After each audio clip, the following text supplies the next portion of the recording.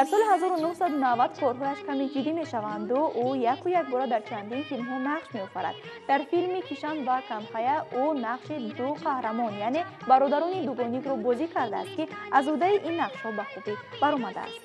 जागे सपने जागे अरमा जागी है धड़कन कैसी दुनिया क्या ज़माना तोड़ हर बंधन. соли 1996 филми худро аз даст додан баромад, ки дар он ҷо боз ҳам бо Шридеви бозӣ кардааст. Анил нақши Анандро бозидааст. мунаққидони соҳа филми мазкурро низ хуб қабул карданд. ҳамин тариқ ин ҳунарманди касбӣ то имрӯз дар чандин филмҳои ҳиндӣ бозӣ кардааст, ки ҳар як филмаш мухлисони худро дорад. нақшҳои бозидаи ӯ зуд ба дили ҳамагон роҳ меёфтанду маҳорати волои ин ҳунарманди нотакрорро қадр мекарданд. оҳиста оҳиста шӯҳрати Анил Капур ҷаҳонӣ мегардад.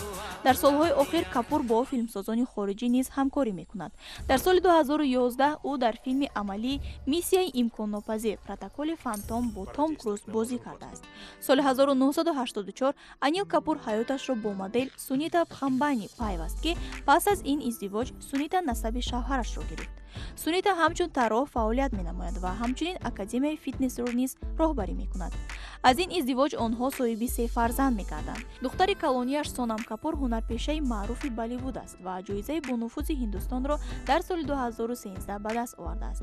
духтари дуввумаш Рея худро дар соҳаи истеҳсолот меозмояд. писари хурдиаш бошад Харшвардхан роҳи падарро интихоб мекунад. ҳоло ҳам Анил Капур дар филмҳои гуногун нақш меофарад ва ҳунари худро ба ҳамагон нишон медиҳад ва ҳамчунин фаъолияти продюсериашро низ идома дода истодааст. дӯстони азиз, ин ҷо расидем ба анҷоми бахши як ситора то ҷилои ахтарони самои ҳунар. आपके पास है